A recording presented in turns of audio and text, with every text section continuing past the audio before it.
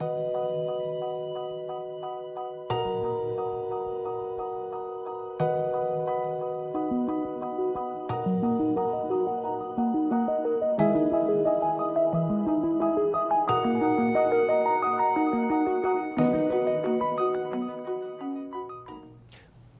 to New Perspectives on RVN Television. I'm your host, Barry Lefkowitz.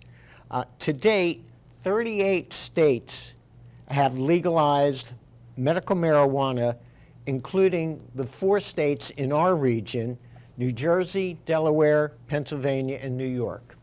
Physician perspectives and medical organizations such as the American Cannabis Nurses Association, better known as ACNA, have worked hard at educating the public, government, and healthcare providers to the benefits of the use of medical marijuana.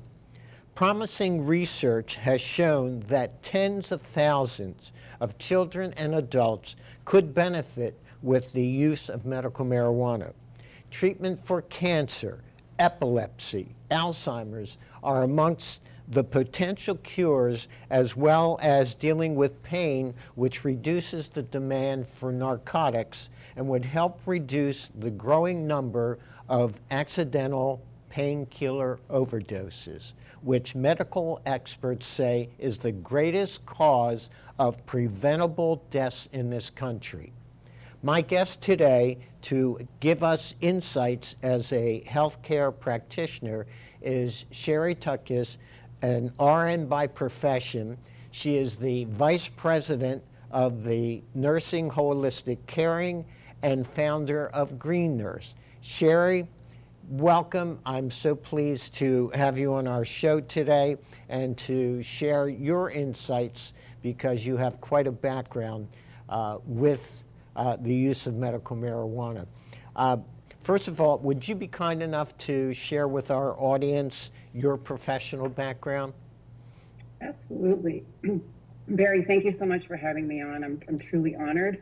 It's always an honor to be able to share perspectives on medical cannabis, specifically since we've seen it be such a huge impact on so many patients and providers. So I'm a registered nurse with my bachelor's in science and nursing, and I've worked in the conventional or traditional system in various departments within the hospital and community settings since 1988.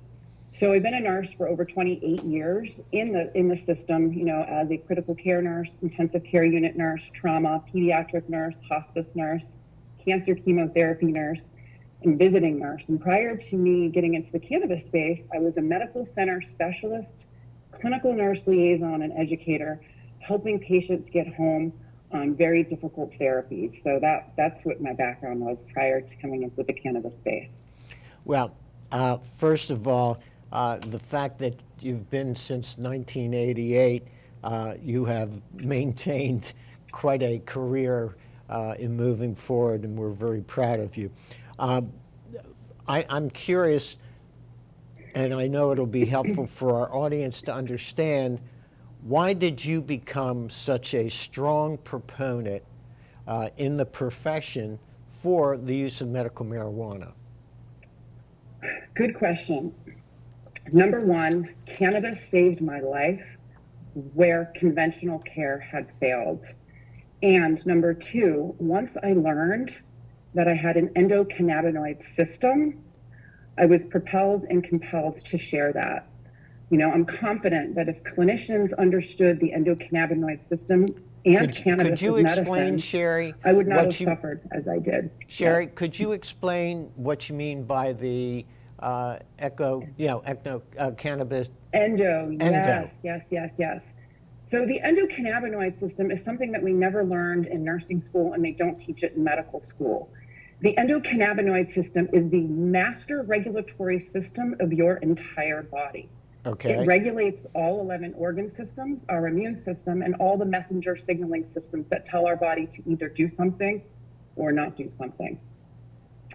And we have an endocannabinoid system, not because of the cannabis plant, but because we make molecules in our body very, very similar to the plant.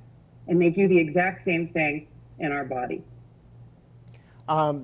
Could you share, you mentioned too, The first one is that it saved your life.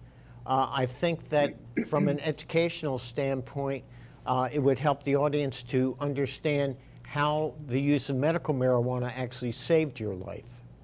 Yes. Okay. So interesting enough. So I was a nurse, working in the system and in the Right. big teaching hospitals in Massachusetts. I got an infection, ended up in the intensive care unit, and almost died. So I literally did everything that the doctors told me to do. I'm also holistic integrative functional health nurse. So I did all the conventional care treatments, the pills and the procedures.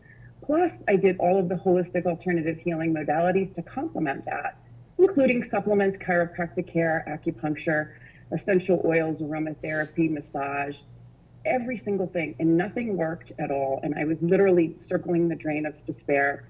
A lot of patients, including myself, when they don't understand cannabis as medicine or understand about the endocannabinoid system, if they understood that system, I may not have suffered so long, because once cannabis came into my life, all the therapies that did not work started to work again. And I had to scratch my head. Why is that? Why is all of a sudden I'm using cannabis as medicine and the pharmaceuticals that didn't work started to work and I could come off of them? Why is it those other therapies that weren't helping me are now starting to work? And so I had to take a big, deep dive and look at that. And once I started to look, I was bewildered that we have a system in our body that regulates all of our other systems. We make molecules in our body, internal endogenous cannabinoids that are like the plant.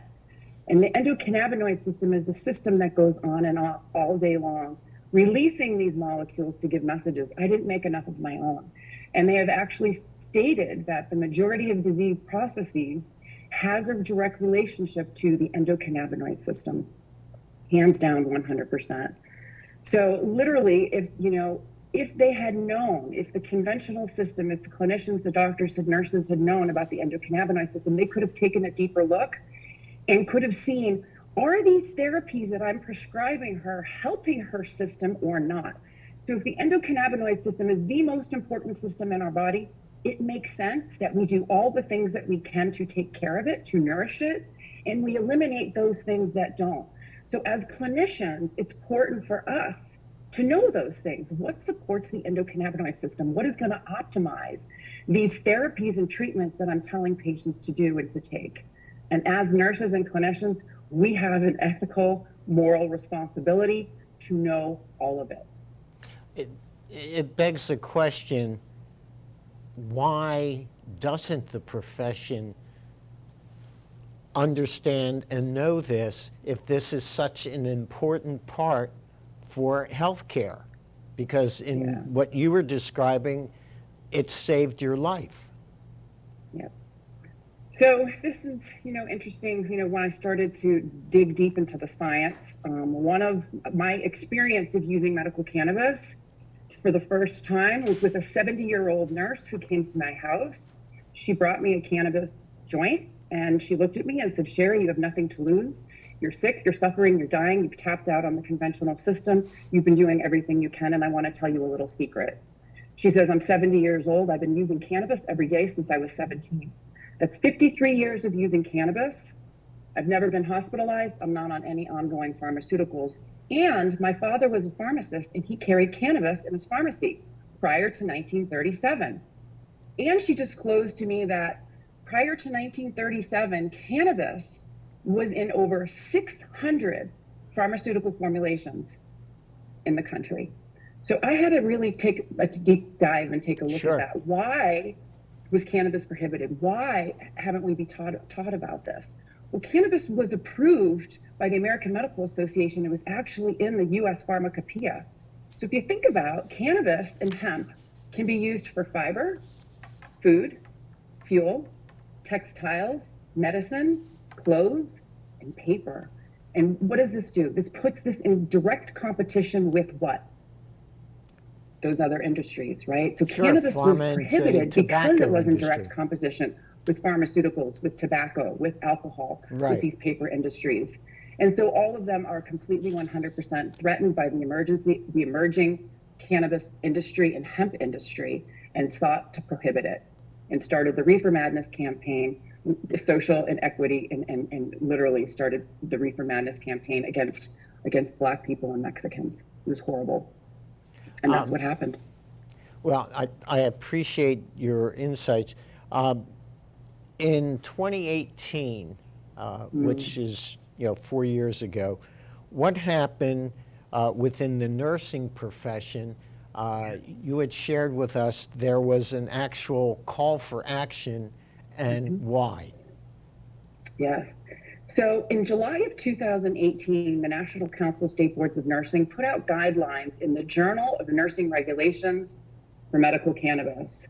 So the National Council of State Boards of Nursing, what they are is it's a nursing regulatory board that puts out the nursing exam for all nurses to be licensed in each state. Okay. So what they actually do is they empower and support nursing regulators in their mandate to protect the public.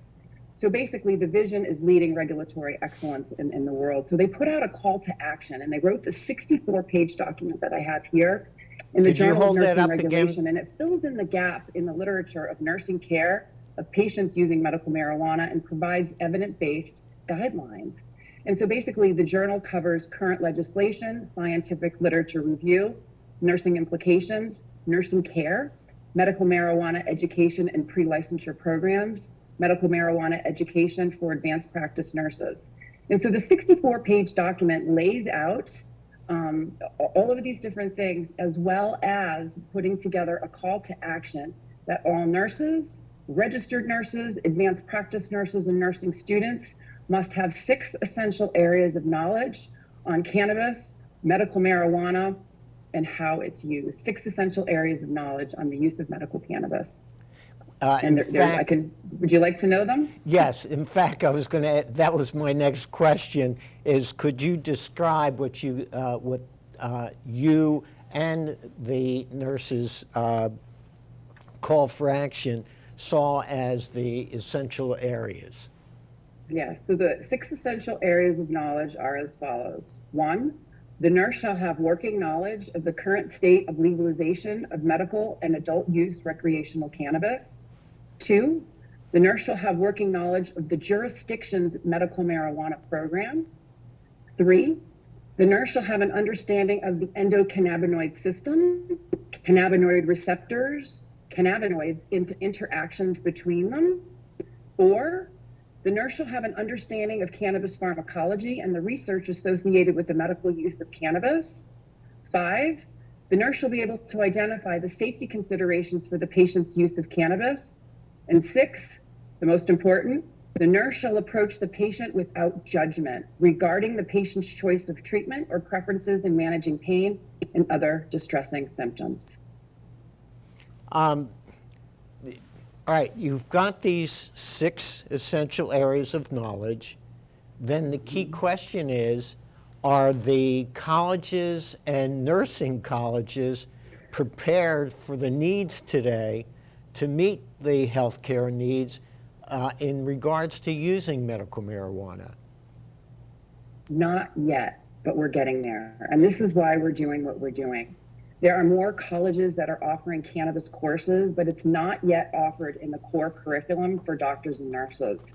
And that's why we're doing what we do. That's why we have these nursing organizations, we have these communities, we have these networks, Cannabis Nurses Network, the American Cannabis Nurses Association, Holistic Caring, and the Green Nurse Network, because we need to teach and educate. And what we're seeing as the more we educate our communities and the clinicians in the communities that truly understand holistic caring and plant medicine and how it can be integrated into conventional care, we need to reach a critical mass in the communities first. And then what we're seeing over time is clinicians are starting to come to us. As a matter of fact, when we were doing medical card certifications in Massachusetts, there were so many doctors that ended up coming to us to get their medical cards during the pandemic. And when I asked them, how did you hear about us? They said, you take care of my patients. So patients are going out there looking to be educated and looking how to use this as a safe, effective means to managing symptoms of chronic illness and mental wellness and just health in general. And so now what we're seeing is the community is coming in and asking. And so one of the biggest questions I always like to ask medical doctors is, where are you referring them to? If you don't have the education or the knowledge to explain it, at least be able to provide them and point them in the right direction to those that do know how to do it. And so, and I look back too on my own perspective, my own journey. I was one of those nurses back in, 12 years ago. I didn't really know about cannabis as medicine. So truly, as nurses, we have compassion for other clinicians that are out there that haven't reached that stage. But once you go down that rabbit hole, once you learn what you learn about cannabis and plant medicine, there's no going back. And you have a responsibility. The more you know, the more you're responsible for. Thank you. We have to do that thing which is known as a commercial break, and it's not the tobacco company or pharma. We'll be right back. Please stick with us because Sherri is going to provide us more insight in terms of the possible solutions for a lot of medical issues through the use of medical marijuana. So stick with us. We'll be right back.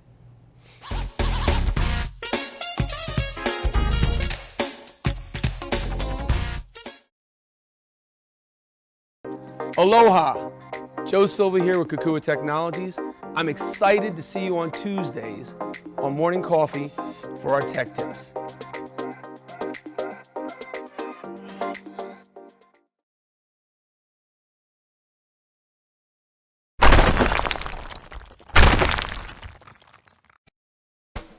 Let's face it, lawyers get a bad rap. I'm Erin Brucey, host of Legal Breakdown, where we dissect legal topics for the everyday viewer, with a mix of interesting guests to talk about current events and hot legal topics. Let's work together to make the law accessible and relevant to everyone. Catch us every week on RVN Television.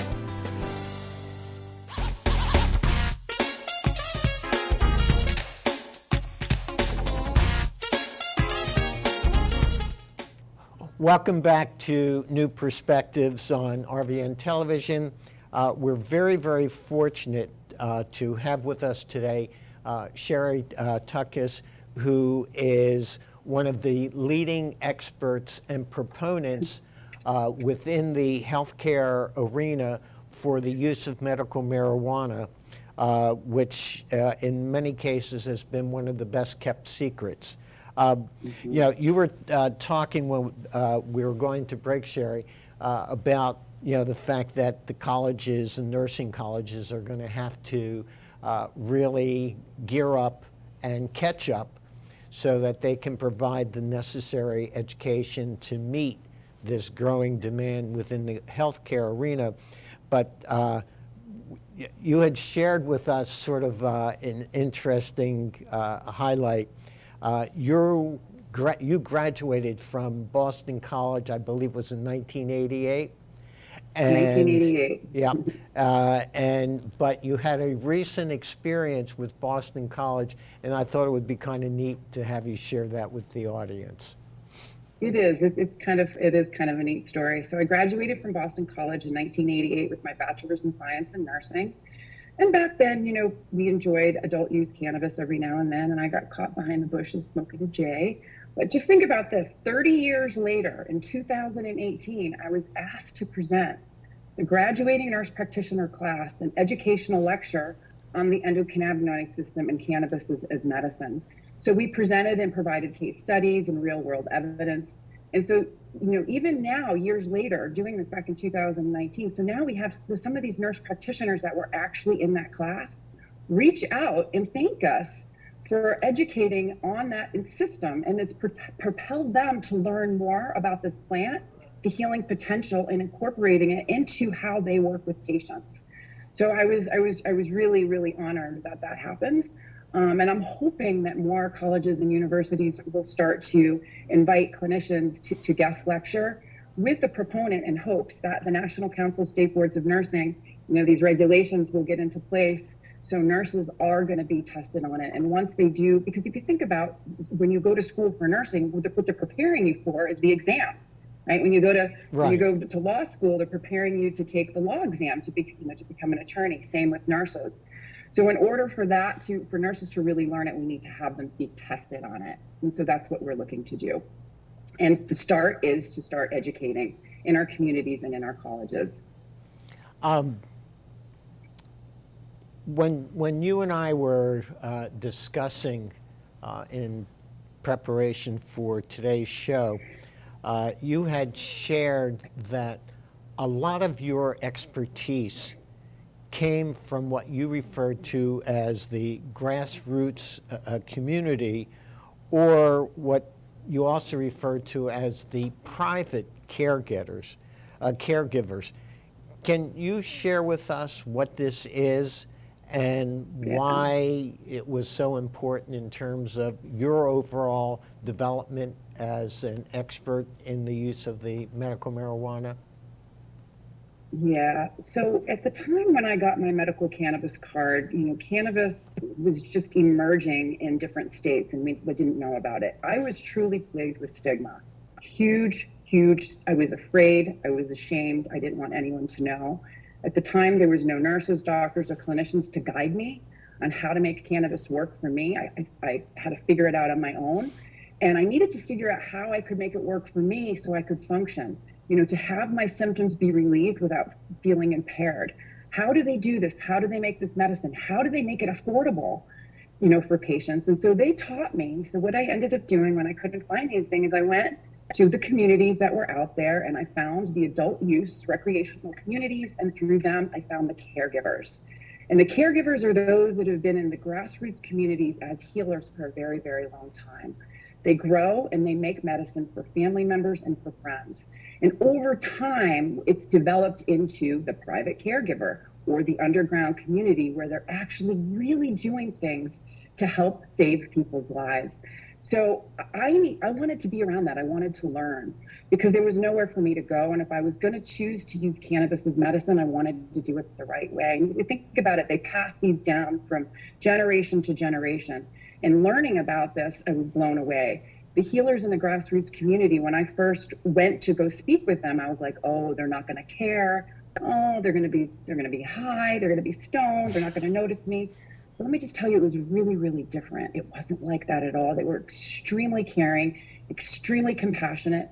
They taught me everything that I would not have learned in a webinar, a classroom, a book, a lecture. Right? It was hands-on, boots on the ground, working with the plants in the kitchen, learning how to extract, learning how to make medicine, learning how to make it work for me, using it appropriately so I could function and get back to living in my life in a healthy way. So they were truly my healers. And they actually propelled me to go forward. I sat there with them one day. I remember looking at all of this cannabis on the table, and it was just like, wow, if I can figure this out, you can call me the green nurse. And so that literally is what propelled me once I was able to use this plant in an appropriate way and figure out how I could help others reach those new levels of wellness using the plant and other things, other tools, because cannabis is not the end all be all.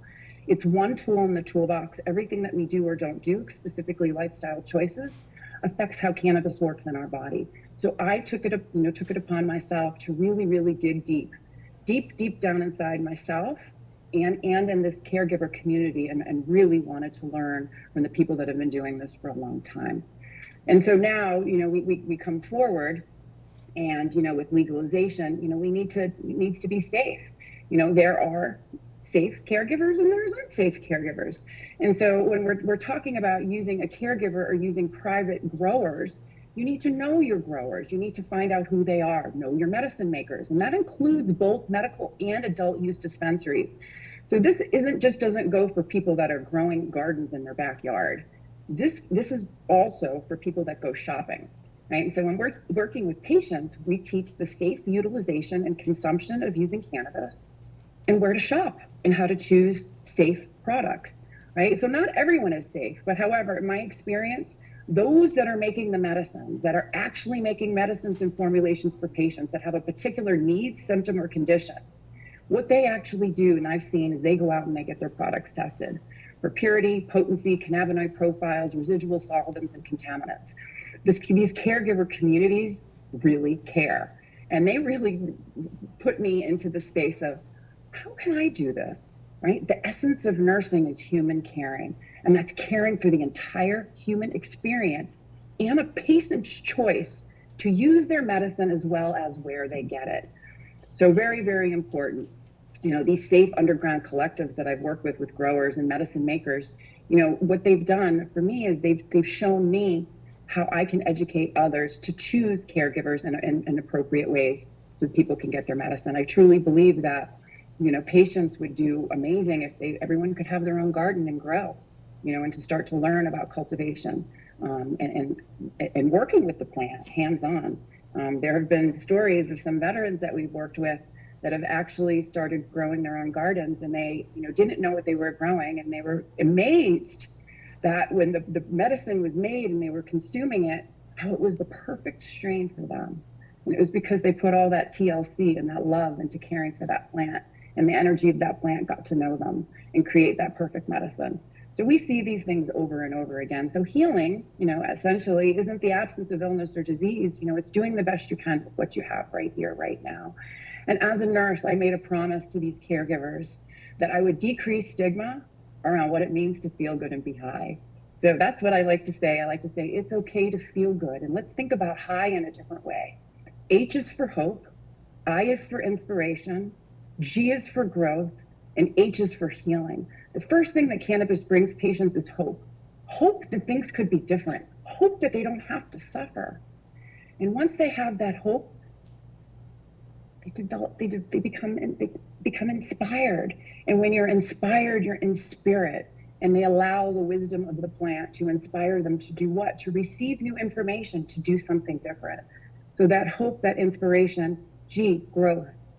Growth is an action word. You have to do something. Hope, inspiration, growth, and healing. And so the growth is actually doing something different, learning, applying plant medicine, listening to your body. And that's what we do as nurses, is we teach patients how to listen to their smart body and how to use this medicine so they can reach new levels of wellness. So hope, inspiration, growth, and healing. It's okay to feel good. And as nurses, that's what we say. Listen, we're going to hold your hand until you're ready to let go. Sherri, that's what we do. I thank you so much, but we actually ran out of time. They're telling me in my earbud here, we lost the time here.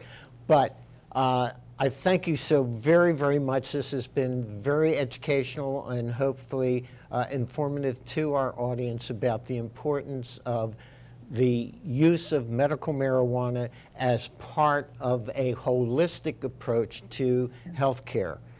To my audience, as always, I thank you for allowing me into your homes each and every week. And please stay safe and stay well. And Sherri, you stay safe and you stay well. And I look forward to talking to you again. Take care. See you next week.